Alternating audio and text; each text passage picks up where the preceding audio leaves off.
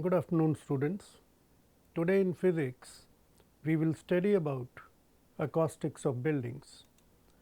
Our objectives will be how the sound originates, what do we mean by reflection and refraction of sound, what is the speed of sound, and how the speed is affected by pressure, temperature, humidity, etc. Then we will study about reverberation, reverberation time, echo.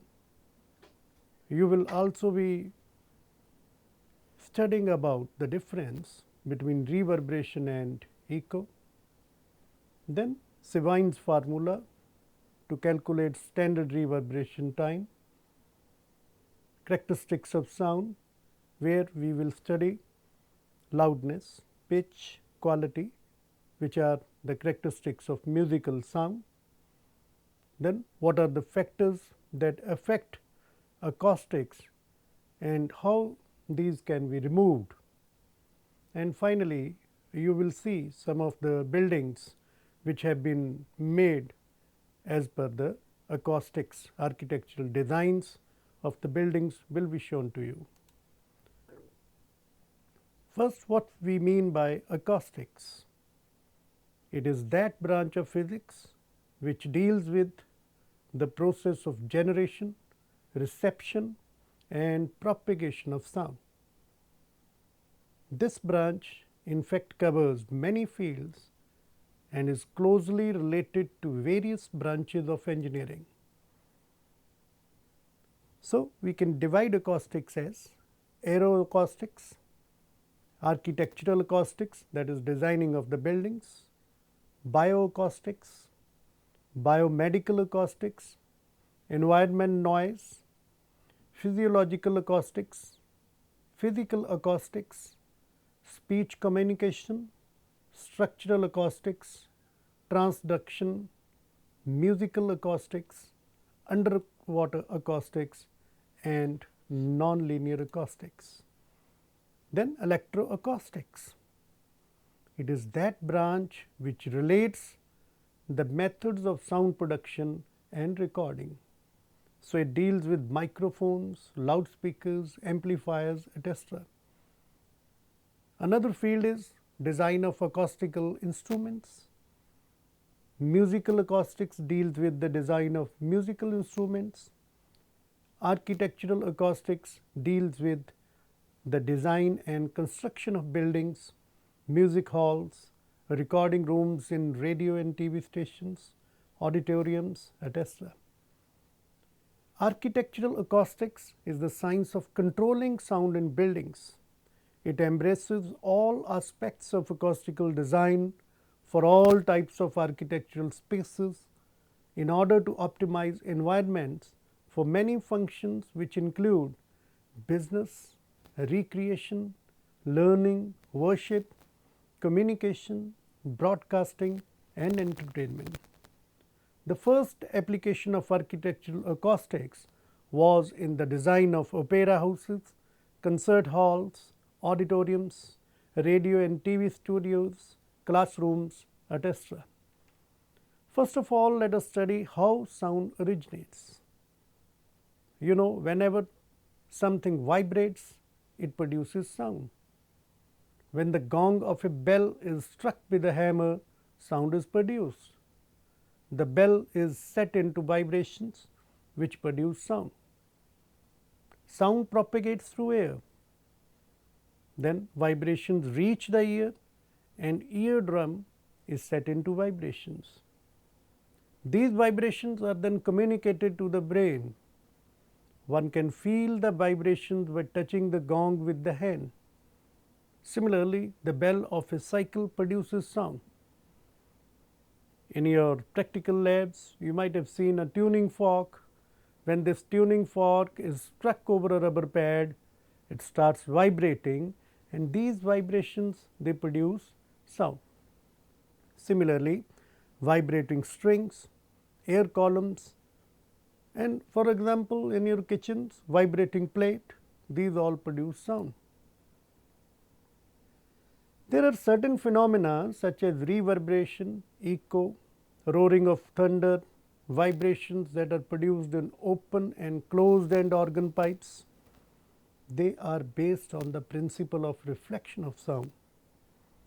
When sound waves traveling in one medium come across another medium, they bounce back to the first medium, means they come back to the same medium from which they were incident. This phenomena is called reflection of sound.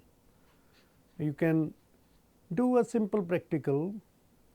You take a large reflecting surface, take two tubes A and B, you place an obstacle in between the two tubes or pipes, you place a source of sound, let us say a clock on one side of the tube, let us say A tube, and if you keep your ear on the other end of the other tube, you will be able to hear the sound. So, fixed tube A, whereas position of B can be moved. You fix this tube, do not change the angle from this partition, you change this angle. You will see that when angle of incidence, this is angle of incidence, is equal to angle of reflection, there is a phase change of pi or part difference of lambda by 2, and you will hear the maximum sound. Similarly, phenomena of bending of sound waves when they travel from one medium into another is what is called refraction. Whenever sound waves travel from one medium to another, velocity changes, and because of the change in velocity, refraction takes place. Refraction of sound waves can be easily demonstrated by a simple experiment. You can take a rubber balloon which is filled with carbon dioxide. It is similar to a convex lens. Now, density of carbon dioxide is more than air, and velocity in air of sound is given by under root gamma p upon rho. The gamma is a constant, it is equal to specific heat capacity of pressure to specific heat capacity of volume, Cp over Cv. P is pressure, rho is density.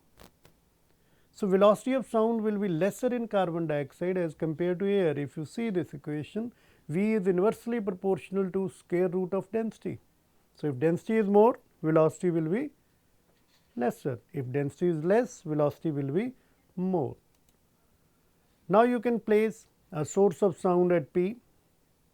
Spherical waves, wavefronts will be produced, and incident spherical wavefront A, B, C will produce a refracted spherical wavefront D, E, F, and you see that the sound converges to point Q in a similar manner as light waves.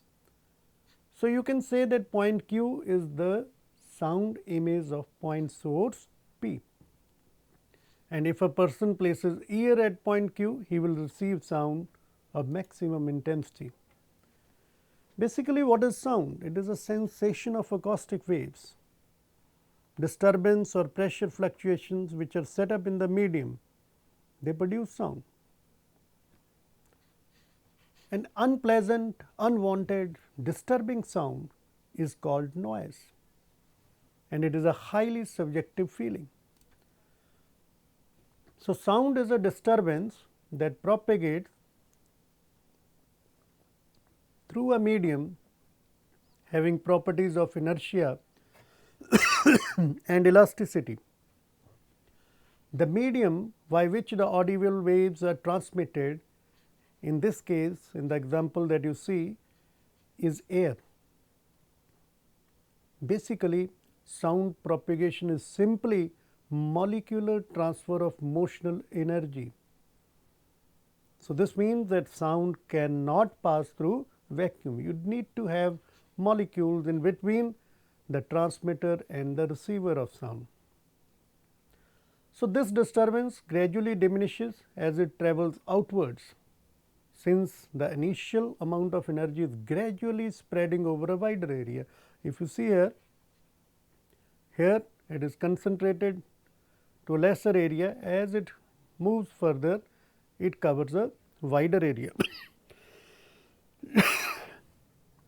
If the disturbance is confined to one dimension, let us say you take a tube or a thin rod, it does not diminish as it travels, except the loss due to absorption by the walls of the tube. The ear consists of three basic parts: outer ear, middle ear and inner ear.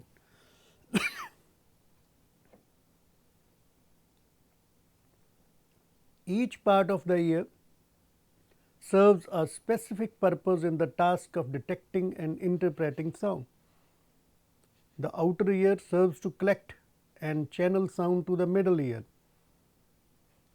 Middle ear serves to transform the energy of a sound wave into the internal vibrations of the bone structure of the middle ear, and ultimately transform these vibrations into a compressional wave in the inner ear. The inner ear serves to transform the energy of a compressional wave within the inner ear fluid into nerve impulses that can be transmitted to the brain. So, these are the three parts of the ear. This is the ear flap, this is the ear canal, this is the outer ear up to this is the middle ear, this is the inner ear. The outer ear consists of an ear flap and an approximately 2 centimeter long ear canal. The ear flap provides protection for the middle ear in order to prevent damages to the eardrum. The outer ear also channels sound waves that reach the ear through the ear canal to the eardrum of the middle ear. Because of the length of the ear canal, it is capable of amplifying sounds with frequencies of approximately 3000 hertz. Now, as sound travels through the outer ear, sound is still in the form of a pressure wave with an alternating pattern of high and low pressure regions. It is not until the sound reaches the eardrum at the interface of the outer and the middle ear that the energy of the mechanical wave is converted into vibrations of the inner bone structure of the ear. Middle ear is an air-filled cavity consisting of eardrum and three tiny interconnected bones. Eardrum is a very durable and tightly stretched membrane that vibrates as the incoming pressure waves reach it. So, a compression forces the eardrum inwards and a rarefaction forces the eardrum outward. You see in this diagram that this red color is compression. So, it forces the ear inwards, and when it is moving outwards, this is a rarefaction, it forces the eardrum outward. So, the eardrum vibrates at the same frequency as that of the sound. So, what we have seen is that you should have a source of sound, you should have a receiver, and there should be some path in between. Source produces sound, path transmits this sound, the receiver receives the sound. Now, the speed of sound is the rate at which the sound waves travel. It is basically the property of the medium. It is given by square root of gamma p upon rho. We can also write it as under root gamma r t upon m. C is the speed of sound, p naught and rho naught, these are pressure and density. Gamma, as I told you, it is the ratio of specific heats. R is the universal gas constant, T is temperature in Kelvin, m is molecular weight. And speed of light, you know, it is 3 into 10 to the power 8 meter per second. This is the exact value that is given, and speed of sound in air is approximately 344 meter per second. So, there is a lot of difference between the speeds of light and speeds of sound. That is why whenever there is thundering of the clouds, you see the light first and the sound afterwards, because light travels very fast as compared to that of sound. You can compare the values here. Speed of light is 299,792,458, that is approximating to 3 into 10 to the power 8 meter per second, where it is just 344 meter per second in the case of sound. While our forefathers lived in relative tranquility, we are subjected to an incredible increase in the sources of noise and noise intensity, both inside as well as outside the buildings. These are often serious and harmful things, and we come across harmful effects due to high noise. Also, it has become an accepted practice to replace the conventionally thick and heavy building construction with thin, light, prefabricated, sometimes even movable building elements. So, the knowledge of this science is essential for proper functioning of theatres, auditoriums, hospitals, conference halls, etc. Also, buildings are becoming increasingly mechanized. Use of ACs, work machines, appliances like vacuum cleaner, typewriter, etc. Noise pattern of building has increased, leading to greater need of noise control. All these elements, that is AC, etc., they have contributed to make architectural acoustics an essential discipline in the control of interior and exterior environment. Now, let us study what we mean by absorption of sound. Absorption means how much sound has been dissipated into other forms and finally getting converted into heat. When sound falls on an open window, अगर खुली window पई होवे, then it absorbs whole of it. जितनी sound पाओगे उन्नी दूसरी side पे चली जाएगी. So, we say that an open window has absorbed whole of the sound. So, open window is the perfect absorber of sound, as no part of the sound gets reflected or scattered. How to define coefficient absorption? You see, it is the sound that has been absorbed to the sound that is incident. So, it is a simple ratio, it has got no units.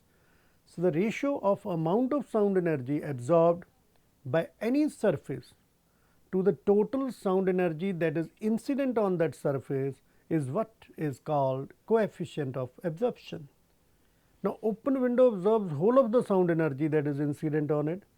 So, amount of energy absorbed is equal to the amount of energy incident on it.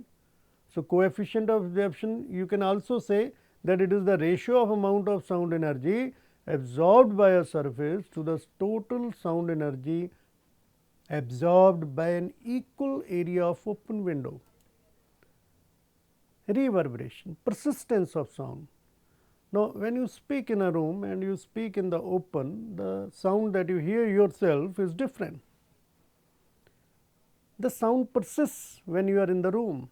This persistence of sound after the original sound from the source of sound, and when the original sound has stopped, is what is called reverberation.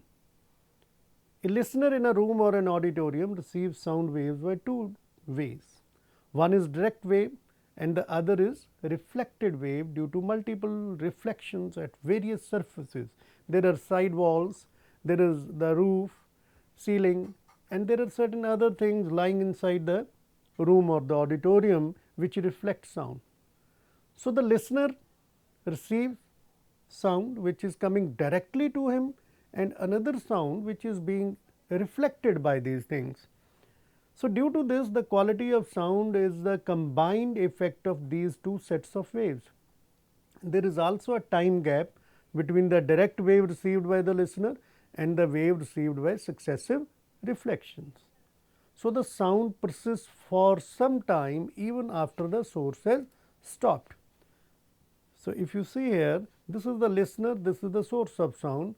One is the direct sound that is going to the listener, another sound is being reflected, say, from the ceiling, another sound is coming to the listener after two reflections or after you can say all these sound, they are reflected sound waves. So, the listener is receiving the sound which is coming directly to him as well as after getting reflected from the walls and the ceilings. Now, what is reverberation time? This is the time gap between the initial direct sound, जो सीधी sound गई है, और जो reflected sound है, उसके time का जो difference है, that is what is called reverberation time. We can also define it as the time for which the sound persists in a room or auditorium.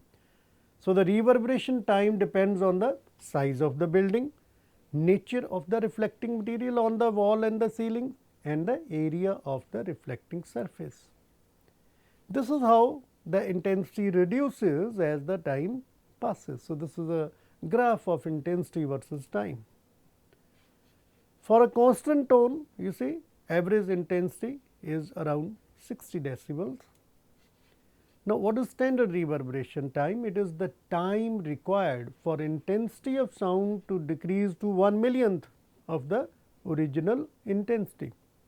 कितना समा लगेगा कि साउंड की इंटेंसिटी 1/1,000,000th रह जाए जो उसकी इनिशियल साउंड है इंटेंसिटी है उसनों असी स्टैंडर्ड रिवर्बरेशन टाइम कहने हैं.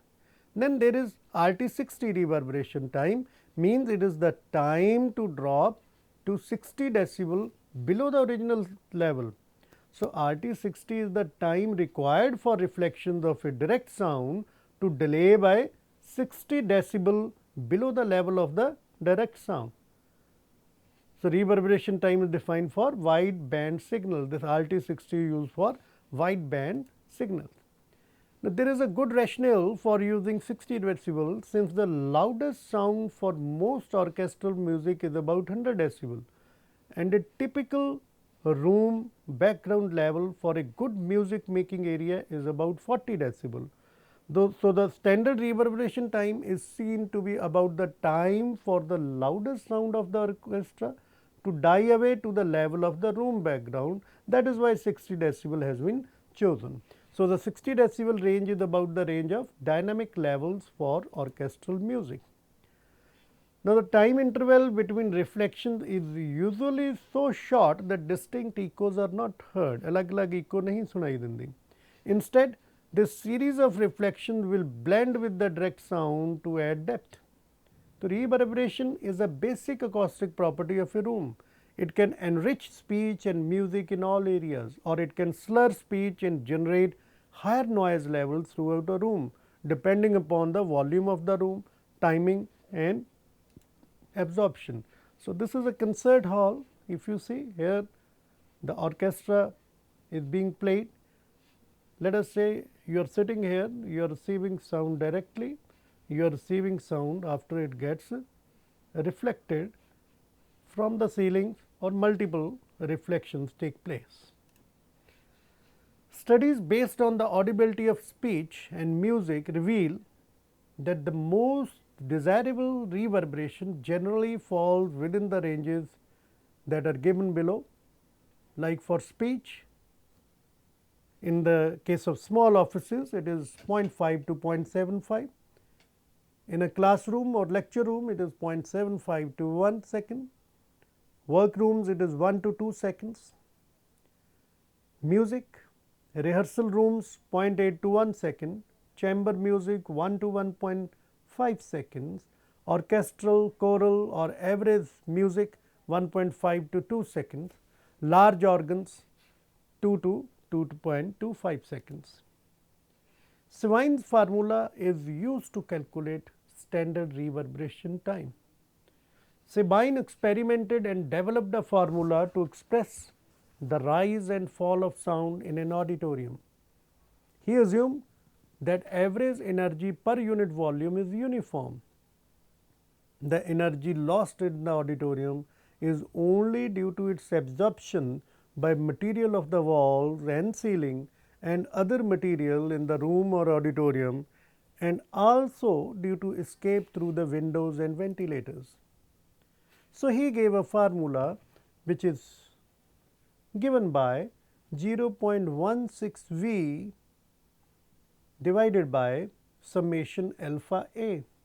V stands for volume, T stands for standard reverberation time, summation alpha A. You see, there will be a lot many things lying in the room. Say, first article that is lying in the room has coefficient of absorption as alpha 1. Second, let us say there is a table or chair, it is alpha 2.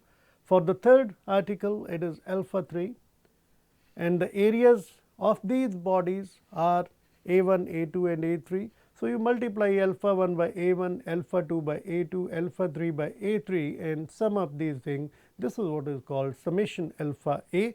So, standard reverberation time as given by Sabine is given by 0.16 V divided by summation alpha A. These are some of the absorption coefficients. Concrete, this is the frequency, if you take in the middle of this, that is around 500 hertz.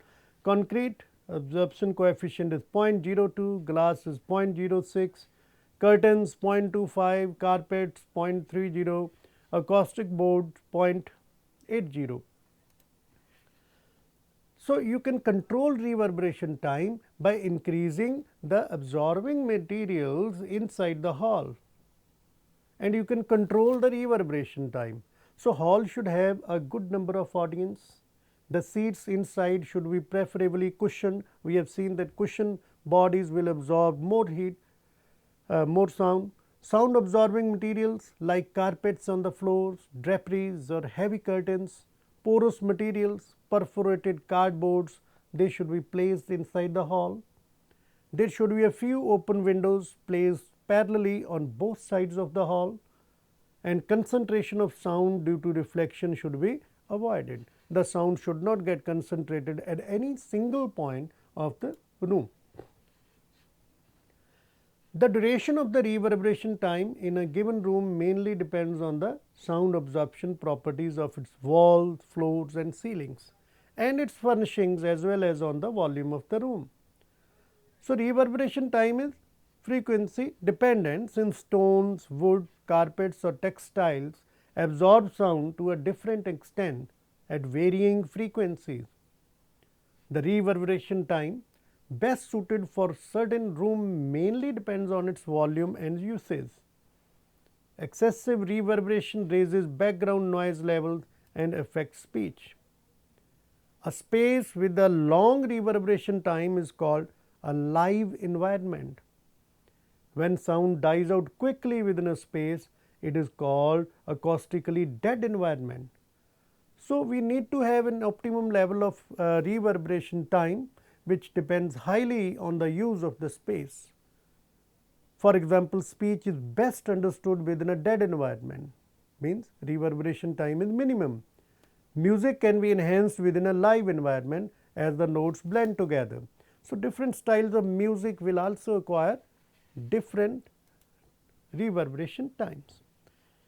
Echo is different from reverberation. Echo is also reflection of sound, reverberation is also reflection of sound, but echo is the sound that arrives to the listener sometime after the direct sound has died out. For example, the echo produced by the bottom of a well, if you speak in a deep well, you hear the sound after some time. Similarly, if you speak in front of a large building or by the walls of an enclosed room, you hear the sound after the original sound has stopped, totally died out. There is a larger time gap. And a true echo, we say, is the one which is a single reflection of the sound source. Human ear cannot distinguish an echo from the original sound if the delay is less than 1/10 of a second. So, our ears can distinguish between the words if you speak 10 words in 1 second, means the difference of time between two words is 1/10, and if this delay is lesser, then you cannot distinguish between the two sounds. Now, velocity of sound is around 340 meter per second. For echo, you see the sound will go to the reflector and come back. So, total distance will be d plus d 2d. Time is 1/10 of a second. V is equal to 2d upon t. So, you can calculate the distance, that is 17 meters. So, the reflecting object should be more than approximately 17 meter if you want to hear the echo. Now, here you can see reflection from a nearby wall and reflection from a distant cliff. So, when you speak and the sound is reflected from the nearby wall,